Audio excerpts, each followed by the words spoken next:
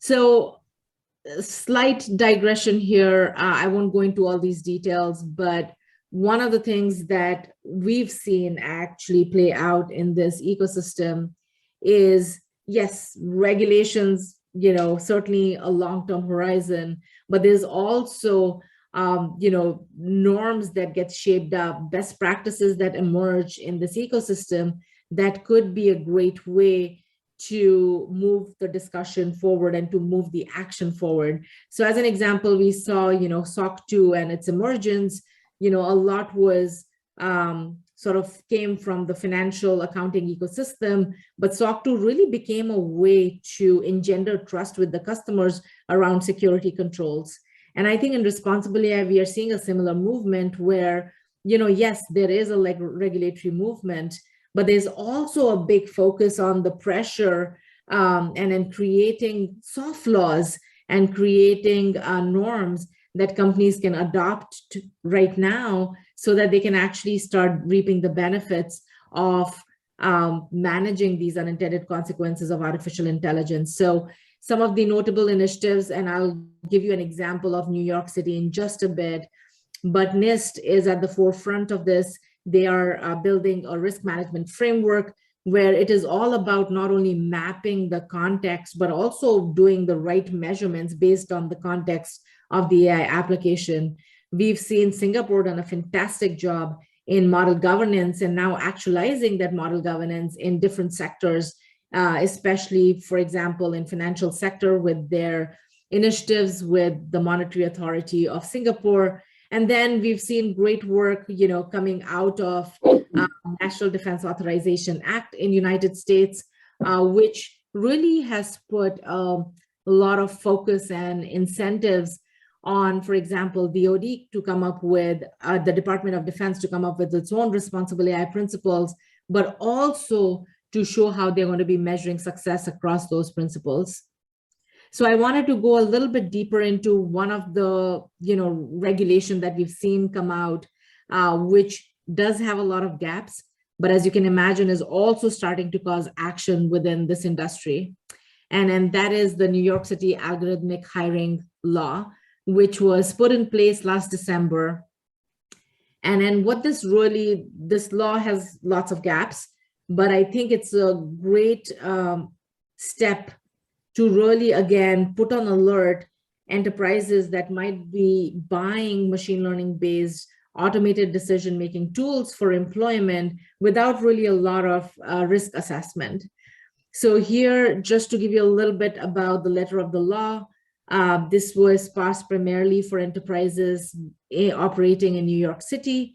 If you're an enterprise there and you're buying a third-party automated employment decision-based tools, then by January of 2023, on your website, similar to your privacy statements mandated by GDPR, you will need to provide an annual bias audit of the third-party AI vendors. So as you can imagine, this is really putting the onus on the enterprise. They'll have to really think about the risk that this third-party AI vendor in employment and hiring decision, whether it is resume analyzers, whether it is candidate recommendation, whether it is using sentiment analysis for interviews, etc. It puts a lot of onus on the enterprises. But as you can imagine, there's a lot of gaps in this law. What do you define as bias? Why are you looking at disparate impact only across race, ethnicity, and sex, and not across gender and other protected attributes? How do you ensure transparency? What does a good transparency report look like? What if I don't, what if there is a multiple set of different AI-based systems used in that tool chain of talent management? How is that getting managed? So as you can imagine, there are a lot of questions rather than clear answers at this time for the NYC Algorithmic Hiring Law. But as I mentioned, that this is a great way to cause action. And we are already seeing that across a lot of our customers as well as third-party AI vendors who want to start understanding this law and start creating the best-in-breed transparency reports so that once this law goes into effect, they will be ready for it. But again, as I mentioned, lots of gaps here, but I think it's a step in the right direction. So, again, given the audience here, I'm sure that, many of you have different ways in which you are building and deploying and production monitoring your machine learning systems. And the idea here is what we are seeing across a lot of companies is they go through this entire design and build process, and then they do one check-in before they deploy. And then that responsible AI check-in is just to make sure that they're meeting either the compliance requirements that an enterprise might have, or they might just want to do validation a point in time. And I think that's a problematic area if you don't go beyond that. It's a great starting point to do responsible AI check-ins before you deploy, but we believe that responsible AI check-ins needs to happen throughout your life cycle. From the time you're thinking about an application and asking yourselves the question, should we be using statistical methods or should we actually be using machine learning based methods? And then if you decide to go with the machine learning based method, the question is, okay, what is the intent of this application and what is the impact that I would like to have within this application?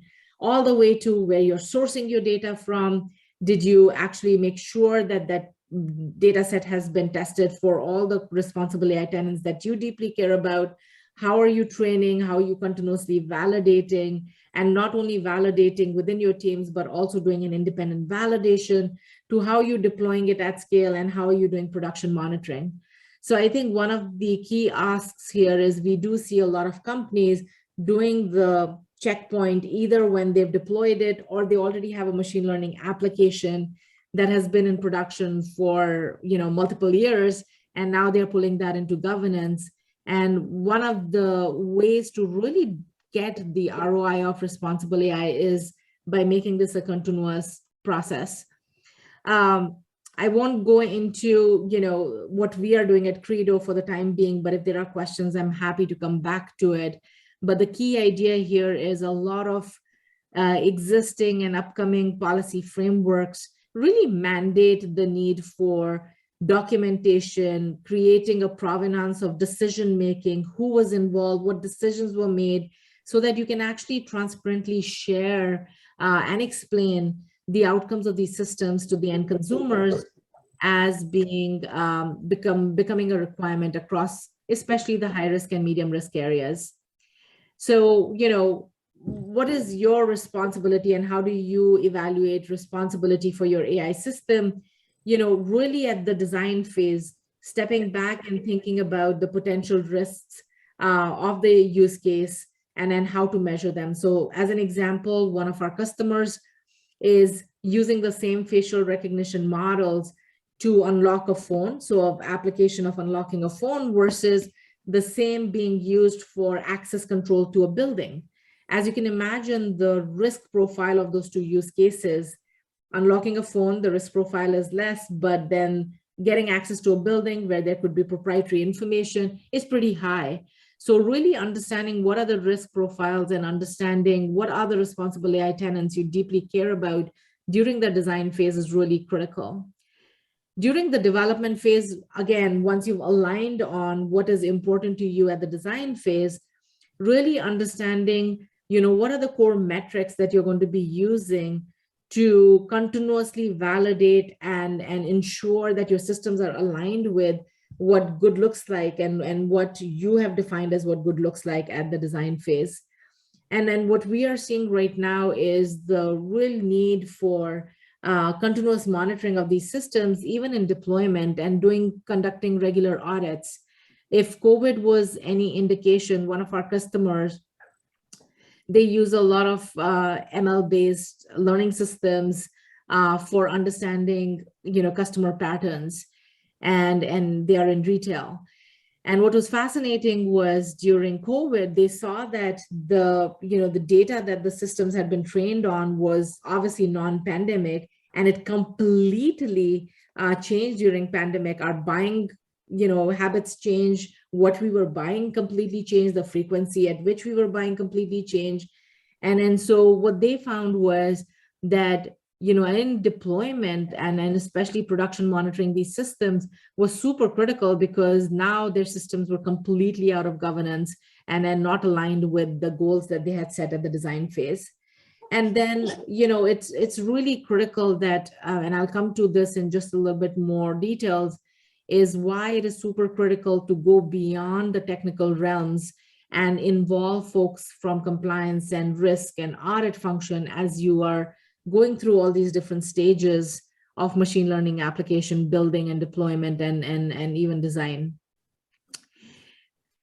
Before I give you what you can do today, I want to also give you some examples that we hear from the industry as to why we should not focus on responsible AI.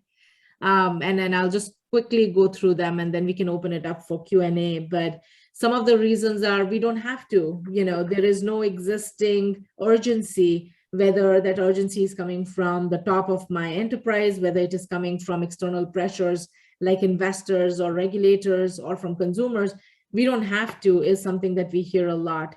And I think that is, I would love the framing to be changed, because if you don't focus on responsible AI right now, honestly, to get the benefits of artificial intelligence at scale is going to become really cumbersome for your company as you move forward. We do hear, it's too soon, especially again, a lot of focus on regulation. And I think we want to shift that conversation to, it's not just the regulatory moment, but you have to look across your competitive landscape. A lot of the AI first ethics forward companies have already established these governance structures and are already leading the way and seeing benefits to their top line and bottom line using artificial intelligence. So it's never too soon. And I think that feeds into no one else is doing it. The truth here is many companies are already doing it, but not at scale. They might be doing it across a line of business. They might be doing it across a couple of applications. And what we are going to see in this responsible AI journey, having gone from establishment of principles, we now have, I think, over 1,000, I've listed 600 here, but we have about over 1,000 AI policy initiatives globally across different countries. They've gone from that principle phase to now practice phase, and we are seeing this emerge in different applications and different lines of businesses. One of the other things that we hear is, oh, I'm a data scientist, it's not my job, or I'm a risk manager, it's the job of a data scientist. So one of the core things is artificial intelligence by its very nature, whether it is in recommender systems, whether it is in pricing, whether it is in facial recognition, it is a techno-social problem.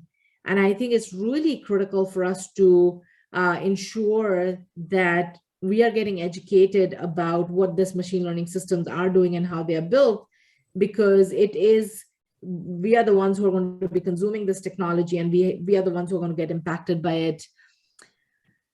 Some of the smaller companies that we are working with, we do hear that, we can't afford it. It's going to slow down our development process. AI governance is a hindrance. But the thing is, you really can't afford not to, because of, as I mentioned, there are a lot of these unintended consequences. And if you're not paying attention to those, in addition to regulatory and financial impact, the brand impact of the systems gone wrong is pretty extensive, and you don't want to deal with that reactively. And then the last one, I think, is a solvable problem. And this is where we are seeing emergence of amazing solutions in the market, including Credo AI, where the companies are like, we don't know how. How do I get on this journey to ensure that my AI is built responsibly? Or I've already been doing that with the right oversight on the development stage, but how do I do that at the deployment stage, et cetera, et cetera? And I think that's a solvable problem that a lot of companies right now are bringing solutions to bear. So with that, I just want to close it out with, I'm sure this audience has a lot of questions around what can you do to bring responsible AI to your enterprise.